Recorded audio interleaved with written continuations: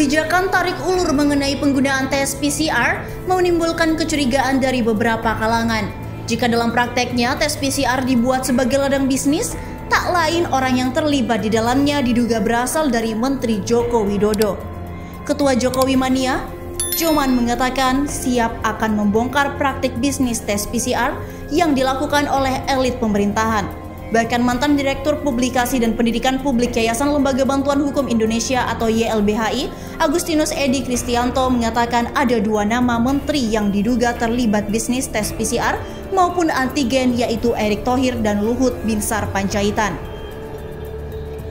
Dilansir dari jpnn.com Jakarta, Ketua Jokowi Mania atau Joman Immanuel Ebenezer sangat marah setelah membaca laporan tentang persekongkolan elit dalam pengadaan alat tes PCR. Menurut dia, para pejabat pemerintah dan konglomerat yang terlibat harus dihukum seberat-beratnya.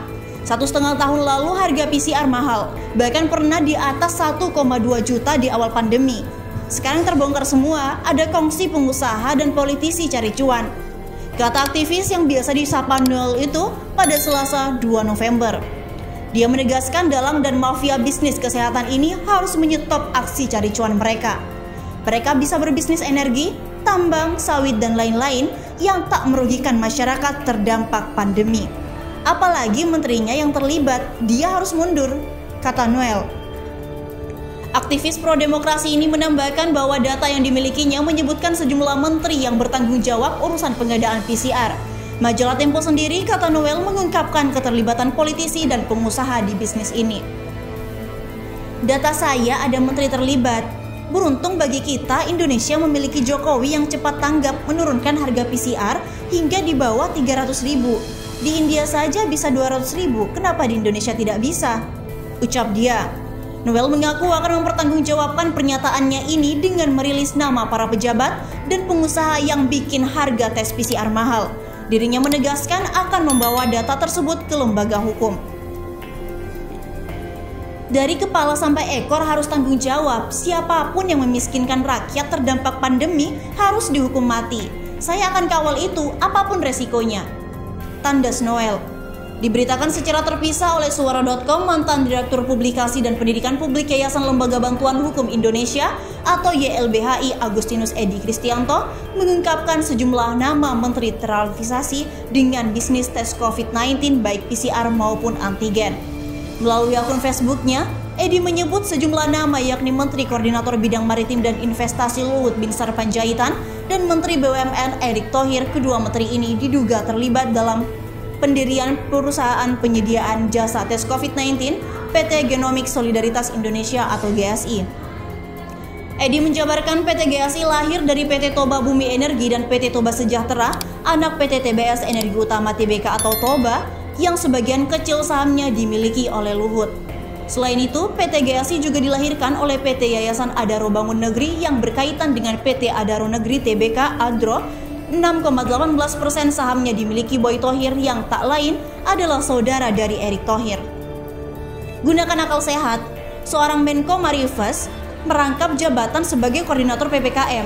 Dia pucuk pimpinan dalam hal kebijakan COVID-19 dan investasi. Lalu, seorang Menteri BUMN merangkap ketua tim penanganan COVID-19 dan pemulihan ekonomi nasional atau PEN. Menteri Kesehatannya bekas wakil Menteri BUMN, tapi menteri itu ternyata terafiliasi ada kaitannya dengan PT Genomics Solidaritas Indonesia. Tulis Edi, pada Suara.com telah mendapatkan izin dari Edi untuk kepentingan pemberitaan. Edi merinci saham PT GSI dipegang oleh Yayasan Indika untuk Indonesia 932 lembar, Yayasan Adaro Bangun Negeri 485 lembar, Yayasan Northstar Bakti Persada 242 lembar, PT Anasa Kreasi Nusantara 242 lembar, PT Model Ventura YCAB 242 lembar, PT Perdana Multikasi 242 lembar, PT Toba Bumi Energi 242 lembar, PT Toba Sejahtera 242 lembar, dan PT Kartika Bina Medika Tama 100 lembar.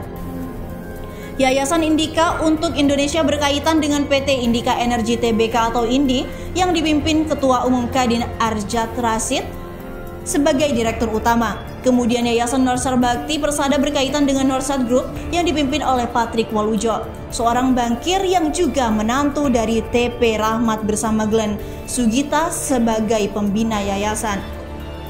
Patri juga menjadi pemegang saham Gojek Tokopedia atau Goto, PT Bluebird Tbk atau Bird, PT Bank Jago Tbk atau Arto, PT Sumber Alvaria Trijaya Tbk atau AMRT, PT Cantratama Telekomunikasi Indonesia Tbk atau SEN, dan PT Trimega Sekuritas Indonesia Tbk atau TRIM. Itu semua jelas bisnis. Badan hukumnya saja PT. Tujuan PT adalah laba. Ingat, bukan masalah orang dilarang berbisnis, tapi lihat dulu posisi siapa yang berbisnis.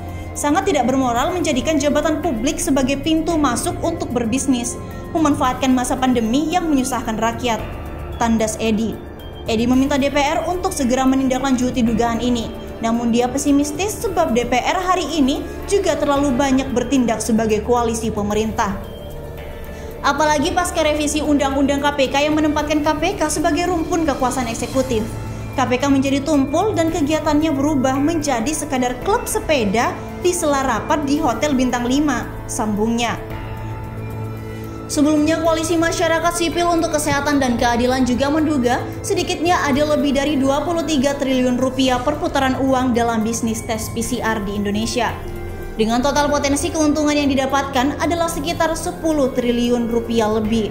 Koalisi Masyarakat Sipil ini terdiri dari Indonesia Corruption Watch atau ICY, Yayasan Lembaga Bantuan Hukum Indonesia atau YLBHI, Lokataru, dan Lapor COVID-19. Angka ini akan semakin meningkat seiring dengan kebijakan pemerintahan mewajibkan tes PCR untuk syarat penerbangan domestik dan akan diperluaskan ke transportasi umum lain pada libur akhir tahun. Dilansir dari suara.com, mencoba menghitung harga tes PCR di awal yang mencapai 2,5 juta per kepala. Jika tes PCR yang dilakukan GSI sebanyak 700.000 per kepala, artinya GSI mendapatkan 1,75 triliun rupiah dari tes PCR. Edi menjabarkan PT GSI lahir dari PT Toba Bumi Energi dan PT Toba Sejahtera, anak PT TBS Energi Utama Tbk atau Toba yang sebagian kecil sahamnya dimiliki oleh Luhut Binsar Panjaitan.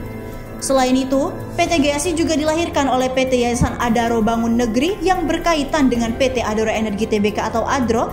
6,18% sahamnya dimiliki oleh Boy Thohir yang tak lain adalah saudara dari Erick Thohir.